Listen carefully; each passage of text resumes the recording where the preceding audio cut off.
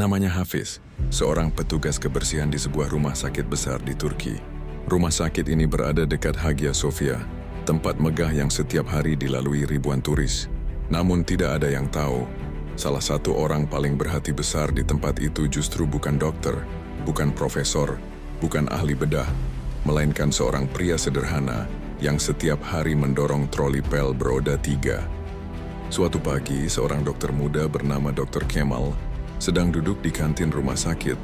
Terlihat stres karena baru saja kehilangan salah satu pasien yang ia tangani. Hafiz yang sedang menyapu menghampirinya dan berkata dengan lembut, "Dokter, kamu tahu fakta unik tubuh manusia? Setiap hari jantung kita berdetak lebih dari 100.000 kali tanpa kita minta. Bahkan saat kita sedang merasa tak sanggup, tubuh kita tetap memperjuangkan hidup kita." Kalimat sederhana itu justru membuat Dr. Kemal terdiam. Ya heran, bagaimana mungkin seorang petugas kebersihan bisa bicara setenang itu hari berganti? Setiap hari Hafiz memberikan fakta-fakta kecil yang membuat dokter muda ini kembali semangat. Seperti, tubuh manusia punya 60.000 mil pembuluh darah, cukup untuk mengelilingi bumi 2 kali. Itu bukti bahwa kita diciptakan untuk melangkah jauh. Mata kita bisa membedakan jutaan warna. Itu bukti bahwa hidup tak sebatas hitam putih. Kulit kita memperbarui diri setiap 27 hari. Tuhan menyediakan kesempatan untuk berubah, bahkan pada tubuh kita sendiri. Bagi Dr. Kemal, nasihat sederhana itu seperti terapi. Hingga suatu hari, ia ingin mengajak Hafiz makan siang sebagai ucapan terima kasih.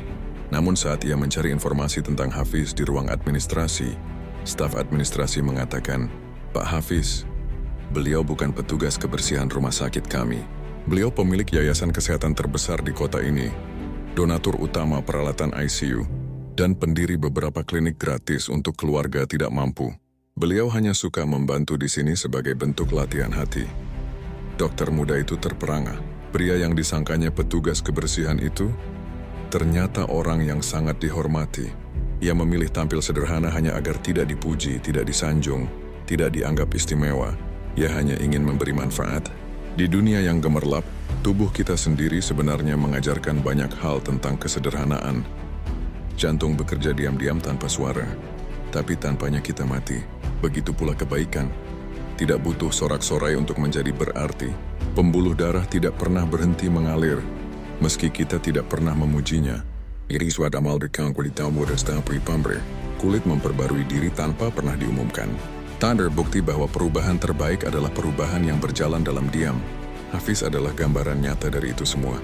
Dia tidak butuh gelar untuk menjadi berharga, tidak butuh sorotan untuk menjadi cahaya, karena orang besar tak selalu berdiri di panggung. Kadang mereka ada di lorong rumah sakit dengan pel di tangan dan hati yang bersih.